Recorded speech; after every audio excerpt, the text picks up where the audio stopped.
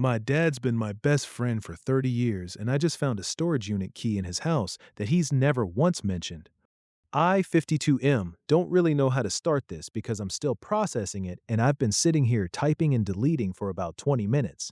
My wife keeps walking past the office door and giving me the look that means she wants to know if I'm okay, and I keep giving her the thumbs up, even though I am very much not okay. My dad is 79. His name is Gerald, but everyone calls him Jerry, has his whole life. He's one of those guys who coached Little League even after his own kids aged out of it, who remembers every neighbor's birthday, who still mows the lawn himself even though I've offered approximately 400 times to hire someone. He's been widowed for 11 years. My mom passed from a stroke in 2014.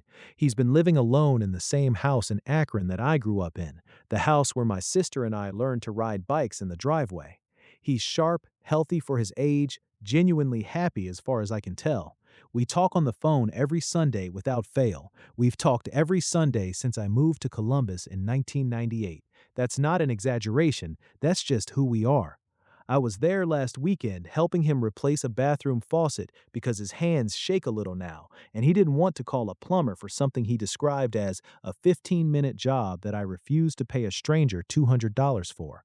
That's my dad. We did the faucet. We ate the lunch he'd made ahead of time because he always does that. We watched about 40 minutes of a baseball game before he fell asleep in the recliner. Normal Saturday. The best kind of Saturday, honestly. Here's where it gets weird.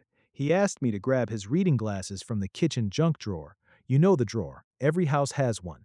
Batteries, rubber bands, expired coupons, birthday candles, a pen that might work. I was digging around in there, and my hand closed around something metal. I pulled it out thinking it was probably a spare key to his car or the back gate. It was a storage unit key. Orange plastic head, the kind that's almost impossible to duplicate. The tag attached to it had a unit number written in handwriting I didn't recognize. Not my dad's handwriting. Not my mom's handwriting either, which I would also recognize because I used to stare at her grocery lists like they were artifacts after she died. Someone else's handwriting. I stood there holding it for probably 10 seconds, and then I just put it back and found his glasses. I don't know why I put it back. Reflex, maybe. I wasn't even suspicious yet, just sort of confused. My dad doesn't have a storage unit. He's told me this explicitly multiple times because I've offered to help him clear out the basement, and he always says there's no reason to pay to store things I should just throw away. He has opinions about storage units, strong opinions. He thinks they're what he calls a tax on not making decisions. So I went and gave him his glasses, sat back down, and watched the rest of the baseball game. I didn't say anything. I've been home for 6 days now, and I cannot stop thinking about it. I didn't say anything to him on Sunday when we talked. I just listened to him tell me about his neighbor's new dog and how the Guardian's bullpen is a disaster. I said yep and I know in the right places, hung up, and sat in my car in the driveway for a while. I did do one thing I'm not entirely proud of.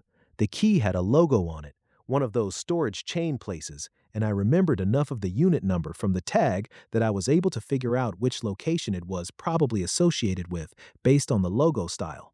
There are two of that chain within 15 miles of my dad's house. I drove past both of them when I was still in Akron, which I realize sounds a little unhinged, but I needed to do something with the feeling. I didn't go in, I just drove past. What I keep trying to figure out is why it's bothering me this much.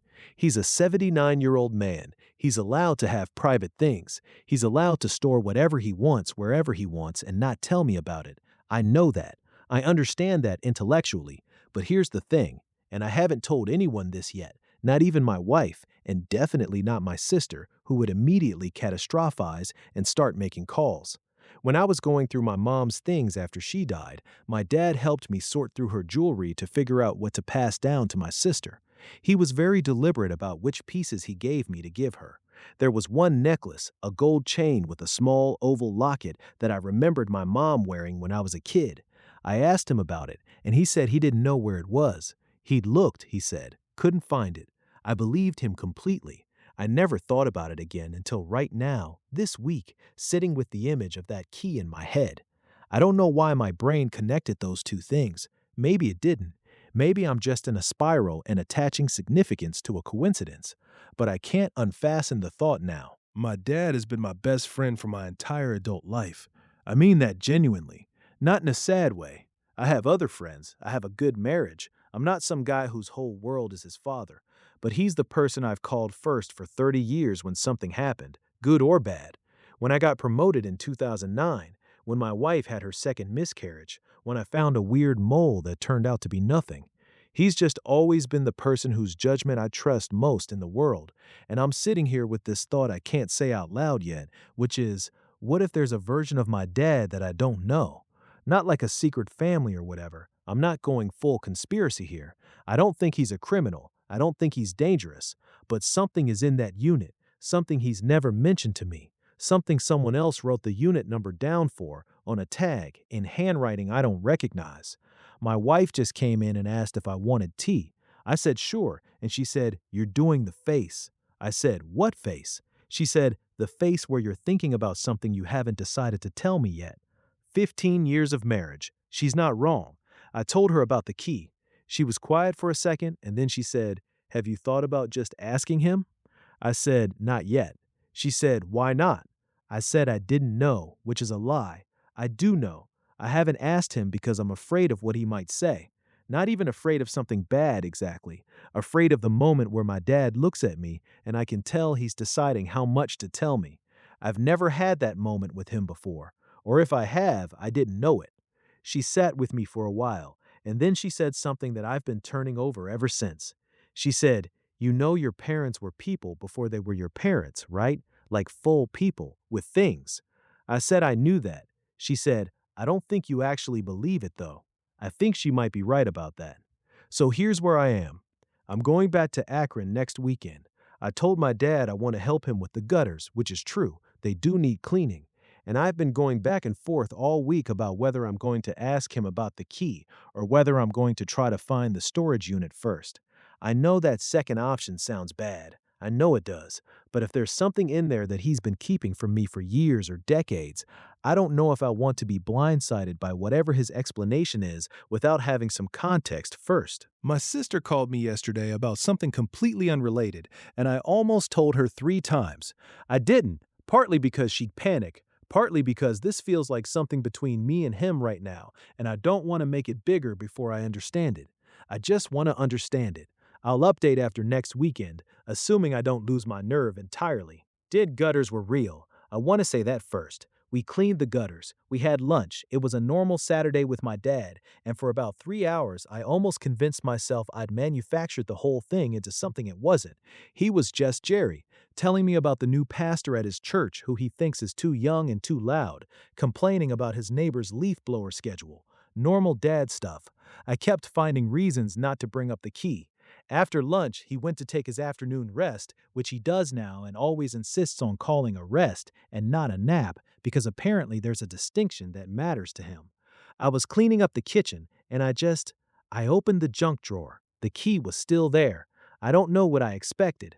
I picked it up again and turned it over and looked at the handwriting on the tag again. It's neat handwriting, deliberate, someone who writes carefully. The unit number is 6 digits, and underneath it, there's just a small letter R with a period after it. R. I put it back when I heard him moving around upstairs. We watched some TV in the evening, and he fell asleep again around 8, which he does now. I sat there in the living room with the baseball game on mute because he'd muted it when he fell asleep the first time, and I hadn't turned the sound back up. I was looking at the photos on the mantle. He's got a lot of them. Me and my sister growing up, my mom at various ages, their wedding photo, me and my wife at our wedding, the grandkids, and there's one photo I've looked at 1,000 times that I was looking at differently now. It's my parents at what looks like some kind of party or event, outdoors. They're both dressed up. My mom's in this yellow dress I don't remember, and my dad has his arm around her, and they're both laughing at something off camera. I've always loved that photo because they look so genuinely happy, like someone caught them instead of posed them. I found myself trying to figure out when it was taken. I couldn't. He woke up around 9, and we talked for a while. I almost asked him. I had the sentence ready. "Hey, I noticed a storage unit key in your junk drawer when I was looking for your glasses last week. What's that about?" Casual, normal. The sentence was right there. I didn't say it. I drove home, and I've been up since 2 in the morning. Here's what I did do, and I'm not going to pretend it was my finest hour. Before I went back to Akron, I did some more looking at the storage chain's website. Different locations have different key styles, and the orange head on my dad's key matches the location on Darrow Road, not the other one. I'm like 90% sure which facility it is, and I know the unit number. I keep telling myself I'm not going to go there. I keep telling myself that whatever is in that unit is his, and if he wanted me to know, he'd have told me. And then I think about R. Who is R? My dad's name is Gerald. My mom's name was Patricia. My sister's name is Donna. My name is Mark. Nobody in my immediate family is an R. His brother, my uncle, is Dennis. His sister passed years ago. Her name was Carol. My wife asked me this morning how it went, and I said, "Fine, we did the gutters." She gave me the look, and I said, "I didn't ask him." She didn't say anything for a second, and then she said, "Mark." Just my name, like that. I said, "I know." She said, "What are you actually afraid of?" I said I was afraid that whatever it is, it's something my mom knew about and chose not to tell us, or that she didn't know, and I don't know which of those is worse. She was quiet for a long time, and then she said, "Or it's something completely ordinary and your brain has been eating itself for 2 weeks for nothing." She's right. She's probably right, but I keep thinking about R with a period after it, written in careful handwriting that isn't anyone I know, on a tag attached to a key in my 79-year-old father's junk drawer. I'm going to ask him next Sunday on the phone. I've decided. I'm just going to ask him. I'll let you know. He said, "I've been thinking about the house, what I want to do with it eventually, and I want to talk to you and Donna about it together, not in pieces, so I'm going to try to get you both there for Thanksgiving, and we'll sit down like adults." I said, "Is everything okay? Are you okay?" He said, "I'm fine. I'm not dying. Don't be dramatic. I'm 79 and I'm trying to be organized. Your grandfather left a mess and I swore I'd never do that to you kids." I said, "Okay." He said, "There are some things I should have talked to you about before now, and I keep putting it off, and I'm done putting it off." Some things. He said it like it was normal, like he was talking about updating his will or explaining where the deed to the house is. Matter of fact, and maybe that's all it is. Maybe I've completely lost my mind and it's just paperwork and practicalities. But he said things, plural, and he said he should have talked to me about them before now, which means they exist, they're real, they predate this conversation. I said, "Dad, is there anything you want to tell me now?" There was a pause, not a long one, but it was there. He said, "Thanksgiving, Mark, we'll do it right." I said, "Okay." We talked for another 20 minutes about the furnace and his neighbor's dog again, and I said goodbye, and I sat in my car again, which seems to be my thing now, sitting in my car in the driveway. I texted my sister, just, "Has Dad said anything to you lately about wanting to talk to us together?" She texted back in about 4 minutes, "No, why is something wrong?" I said, "No, he mentioned wanting to get together at Thanksgiving to talk about the house stuff." She said, "Oh God, is he sick?" I said, "He says no." She said, "Do you believe him?" And I thought about it. I thought about my dad's voice on the phone, the specific way he said, "I'm fine, I'm not dying, don't be dramatic," the annoyance in it. My dad, when he's scared, sounds different. I know what that sounds like. I heard it when my mom was in the hospital. This didn't sound like that. I said, "Yeah, actually, I do." She said, "Okay, okay, good. What do you think it is?" I said I didn't know. I have not told her about the key. I'm still not telling her about the key. I don't know exactly why, except that it feels like something my dad is already working up to telling us himself, and I don't want to blow it open before he's ready. Thanksgiving is 6 weeks away. 6 weeks. My wife thinks I should just go back to Akron, not for a reason, not with a plan. Just go see him and be with him and let it happen naturally. She said, "You're treating this like an investigation and it's your dad," which, fair, that's fair. The R thing is still in my head.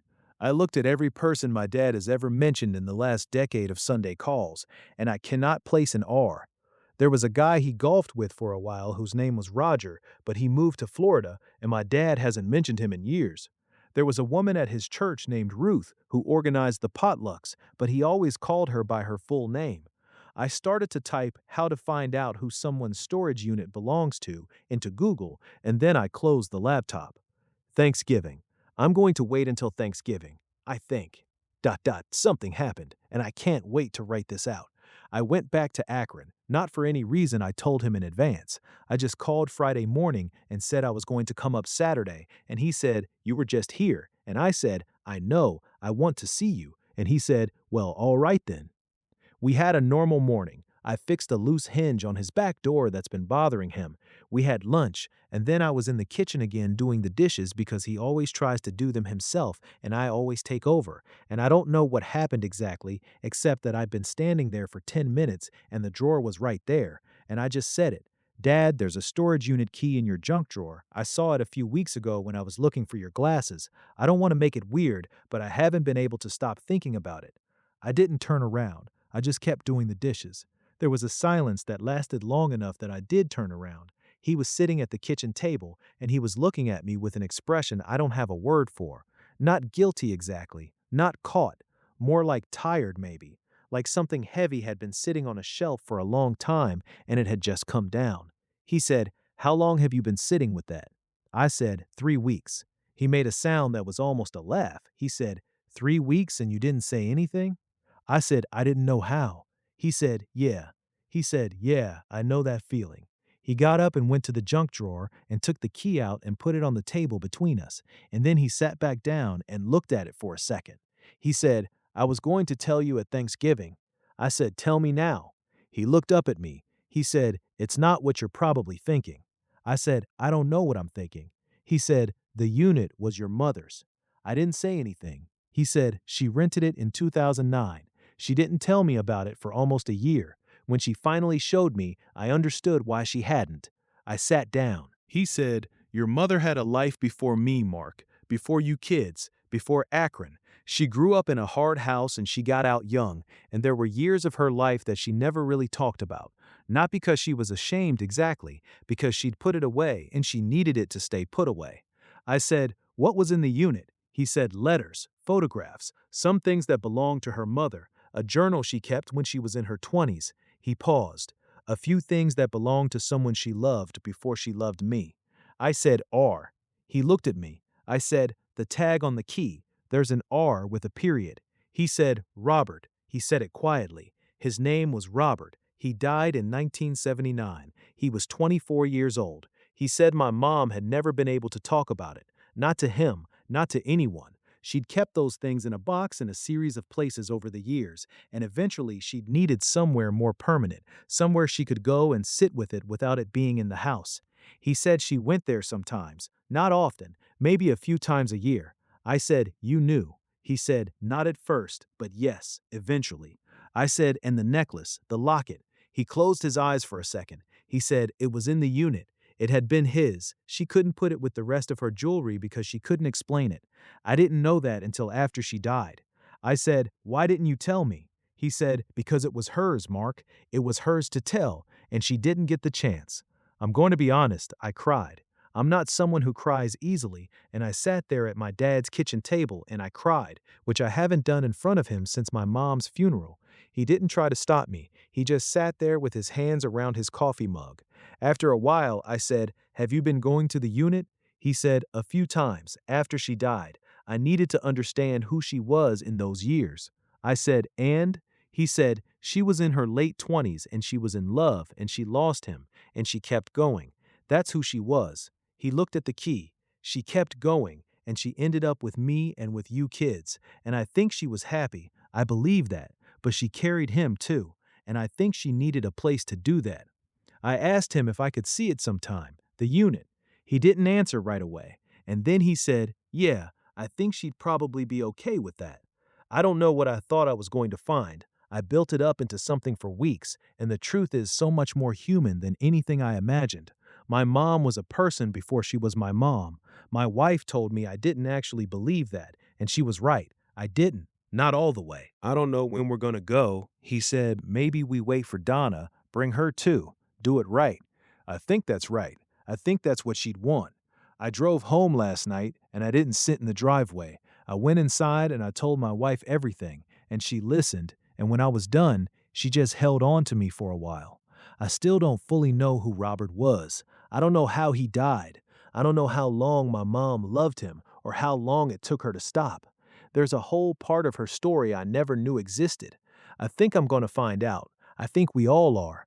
Thanksgiving just got a lot heavier and a lot more important. Hi there. If you made it so far, consider dropping a like and maybe subscribing. Thanks, and have a nice one.